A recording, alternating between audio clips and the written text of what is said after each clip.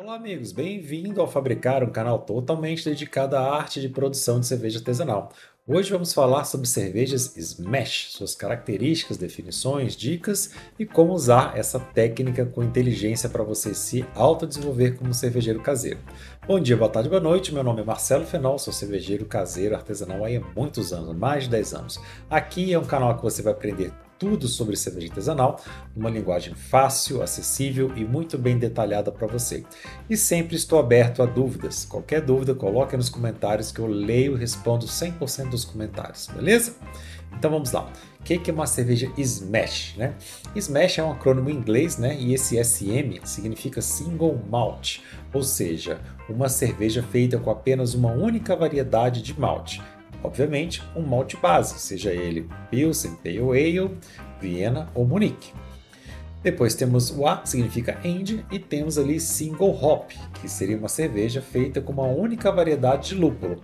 Se você usa lúpulo em vários momentos, lá no início da fervura, meio de fervura, final de fervura, Whirlpool e Dry Hopping, você vai usar o mesmo fermento, o mesmo lúpulo em todos esses pontos, tá? Se você só adiciona em dois momentos, vai usar ele. Se você só adiciona em um momento, também vai usar somente esse.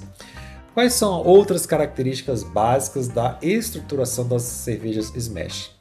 Geralmente, elas são de cor clara, né? Porque só tem malte base nele, então vai ser ali de 0 a 8 SRM. O fator alcoólico é totalmente livre, você pode fazer ela bem levezinha, como 3% de álcool, você pode fazer ela extremamente forte, como 15% de álcool, basta que a sua levedura consiga fermentar. E o IBU também é livre, você pode fazer ela desde sem lúpulo nenhum, até ali beirando 100 IBUs, com várias complexidades aí. Você tem bastante versatilidade nesse aspecto. Bom, primeiramente vamos falar dos fatores limitantes. O que não dá para testar com receitas Smash?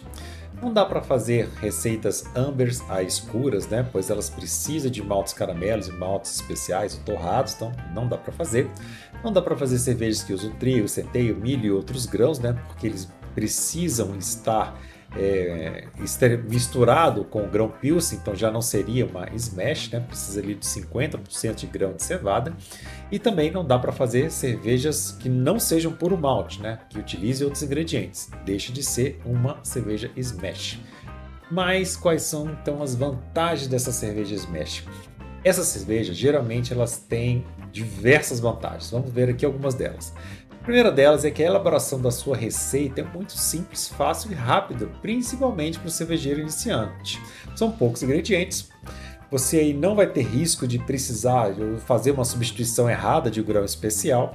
Não tem risco de fazer adição de proporções erradas de ingredientes, porque é 100% o grão e 100% aquele lúpulo. Então fica muito tranquilo e fácil para você desenvolver a tua receita.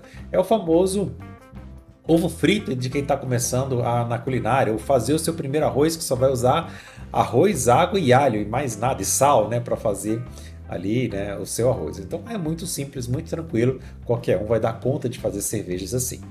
E também tem uma coisa muito legal que eu gosto muito, que eu faço até hoje, que é o desenvolvimento sensorial de uma cerveja, utilizando esses ingredientes para formar essa base, esse desenvolvimento do seu sensorial. Ou seja, é o momento de você explorar ao máximo os sabores daquele ingrediente, seja do grão, seja da levedura, seja do lúpulo, e aí fazer um aprendizado, né, e variações onde você quer entender aquela condição, seja ali na mostura, seja na fervura, na fermentação, dry hopping, clarificação, carbonatação, etc. Né, você pode fazer ali várias combinações, várias experiências, onde você varia apenas um item do seu processo e você vê como é que apresenta aquele item, né? Exemplo, suponha que você queira conhecer como o lúpulo Galaxy se comporta desde ali da fervura até o dry hopping. Então você pode fazer uma cerveja bem simplesinha, um volume bem pequeno, usando o Galaxy só na fervura, no início da fervura. Depois você pode usar outra receita usando ele ali no final da fervura, tempo zero. Depois você pode usar o Galaxy somente ali no Whirlpool. Depois você pode fazer uma outra cerveja sem lúpulo nenhum durante a parte quente, colocando só no dry hopping, botando o Galaxy só no dry hopping. Todo o resto igual. Faz essas 4 cervejas, degusta ela para você conhecer sensorialmente como é que evoluem os sabores, o mirceno, o cariofileno, o puleno, todos os óleos que compõem esse lúpulo ao longo dos diferentes processos que você tem na tua receita.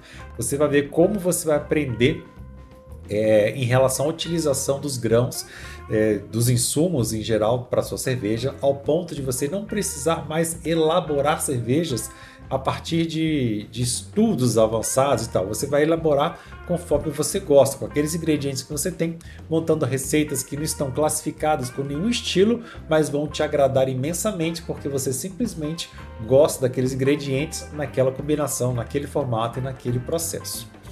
Então, explorando um pouquinho mais essa ideia, quais situações você deveria fazer cervejas Smash? E eu vou te dar 4. A primeira delas, como eu já falei, avaliar os ingredientes conhecidos pelo cervejeiro. Então você pode, por exemplo, comparar um Malt Pale Ale inglês versus um Malt Pale Ale nacional. Fazer 2 receitas muito simples, apenas com esses 2 maltes, e aí você compara as cervejas para você ver, puxa vida, o malte nacional ficou mais pesado, teve uma formação de espuma melhor ou pior do que o malte inglês, ou achei extremamente semelhante, então isso me sugere que o custo do malte inglês não vale a pena para a cerveja, ou ao contrário, você nota que para o seu paladar aquela cerveja com um determinado malte ficou muito melhor e ele justifica o valor investido nele, né? Por exemplo, né? Em relação a leveduras, você pode comprar, por exemplo, uma levedura Weiss para fazer German Weiss de uma marca X e comparar com outra de uma marca Y e ver que de repente a marca X ela produz uma acidez indesejável, a marca Y já não produz, ou a marca X ela te dá um éster ali muito forte de banana, parece um bananal, e enquanto a marca Y já não dá, é mais equilibrada. Então você pode ter esse tipo de desenvolvimento sensorial, né? E como eu já falei, o exemplo ali do sabor frutado de um lúpulo, né? Lúpulo Galaxy versus lúpulo Eldorado, por exemplo, você conhecer os diferentes nuances entre um e outro lúpulo numa cerveja. Segunda dica é avaliar ingredientes novos, aqueles que você ainda não conhece, que surgiu ali no mercado, né? Ou já existe, mas você não conhece, você compra para conhecer.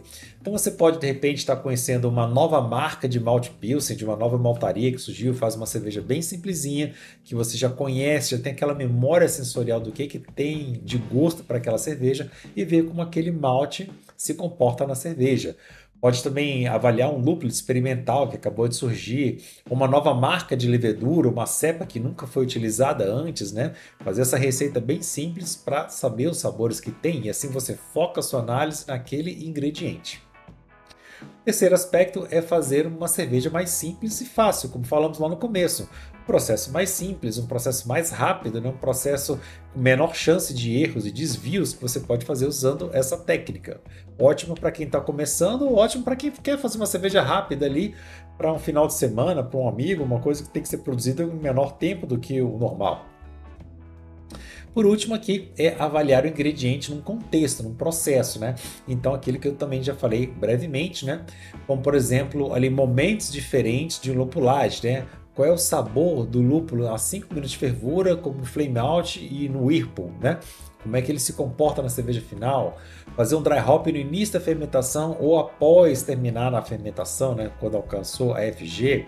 Fazer o dry hop a 20 graus centígrados ou a 5 graus centígrados, como é que ele se comporta na qualidade da cerveja. Você pode fazer lotezinhos ali de 3, 5 litros para fazer essas experiências que vão ser baratos e você vai conseguir ter ali um aproveitamento, né, sensorial e prático muito intenso. Continuando, você pode fazer uma cerveja com ou sem dry hopping e ver se aquela lupulagem de whirlpool, por exemplo, é suficiente para agregar sabor, ou se o que você gasta ali dobrando a quantidade de lúpulo no dry hopping vai fazer uma diferença. Tempos de fervura de 30 minutos e 60 minutos, por exemplo, como é que elas afetam essas fervuras na cor da cerveja, né, no corpo, na turbidez e no sabor da cerveja, né? Você pode fazer às vezes uma fervura de 30 minutos, de 1 hora e de 4 horas, né? E ver tudo isso como é que ela afeta a cerveja. Parte de ésteres e fenóis gerados por determinado pitching rate ou temperatura, né? Um underpitching versus um overpitching, uma fermentação em 12 graus versus 18 graus versus 22 graus.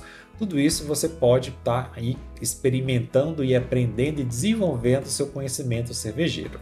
mais do que ficar fazendo cada dia uma cerveja diferente, que sai cerveja, mas você não tem muita base para entender se aqueles ingredientes realmente se encaixaram perfeitamente ali dentro. Se você estiver gostando desse vídeo, quiser aprender mais, né, como entender esses ingredientes, resolver problemas, construir receitas adequadas, os métodos de elaborar cerveja, se tornar um mestre cervejeiro e ter um apoio meu pessoal nessa jornada, considere-se então fazer o meu curso, né? Eu tenho um curso básico e um curso avançado. No curso básico são 20 horas aulas, muito mais conteúdo do que a maioria dos cursos que você vê por aí. Um valor extremamente baixo, ainda tem 3 módulos bônus.